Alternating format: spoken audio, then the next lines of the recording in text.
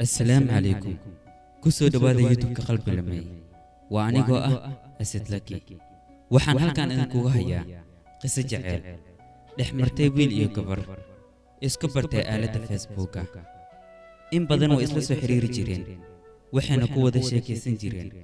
audio call iyo video call muddo kadib waxay go'aansadeen inay wada kulmaan kulankooda ugu horeeyay wuxuu ahaa kulan aad xiiso u leh waayo labadooda ay jacayl isku sheegteen waxay ahaayeen lamaana lagu daydo markii la fiiriyo dhanka jaceylka muddo waa ay wada socdeen maalin maalmaha ka mid ah gabadha ayaa wiilka waxay ku dhahday noloshayda ma isoo doonanaysid miyaa haa gacaliso waan ku soo doonanayaa weliba goordhow adiga inta noloshaada ka dhiman igama tagaysid soo maahan maya lagama yaabo inaan kaa dheeraado inta nolosheeda ka dhiman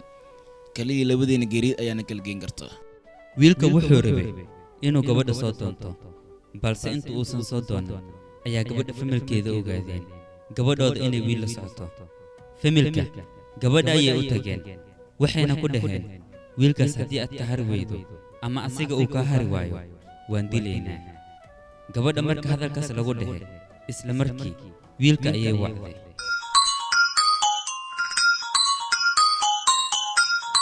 halo noloshayda adiga ha isoo doonanin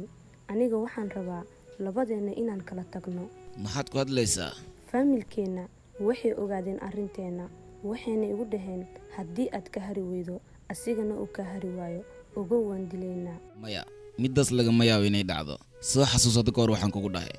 lagama yaabo inaan kaa dheeraado inta nolosheeda ka dhiman kaliya labadeena geeri ayaana kala geen karto wuu ka diiday inuu ka fogaado muddo kadib wiilka gabadha war waa uu ka waayay wuu bacay balse taleefankeeda wuu dansanaa ugu dambeyn gurigeeda ayuu tagay familkeeda ayuuna weydiiyey waxaa lagu dhahay isbitaal ayay jiiftaa cudurka koroonaha ayaana ku dhacay wiilka wuxuu dhahay inaan u tago ayaan rabaa aniga kama maarmi karo ayada waa idin baryaa ii geeya haddii uu rabo ha igu dhaco koroonaha ayada agteeda ayuu tagay markii asiga aragtay way naxday waxayna dhahday maxaa inta ku keenay kaalay adiga karoono inuu kugu dhaco miyaad rabtaa horay waan kugu sheegay haddana waan kuu sheegayaa labadeena geeri oo kaliya ayaana kala geen karto ugu dambeyn labadooda karoonaha way wada qaadeen waxay jiifeen laba sariir oo isgarab yaallo muddo 2 bilood ahna cudurka sidaas ayuu u hayay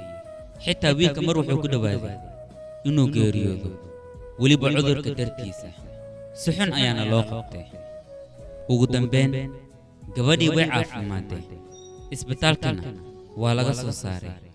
familkeedu waxay rabeen ayada iyo wiilka ay jeceshahay inay isku gooriyaan balse wiilka aabay dhakhaatiirta waxay dhaheen wuu geeriyooday halkaas ayay inoogu soo dhammaatay qisadii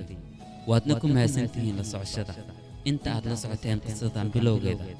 ilaa iyo dhammaadkeeda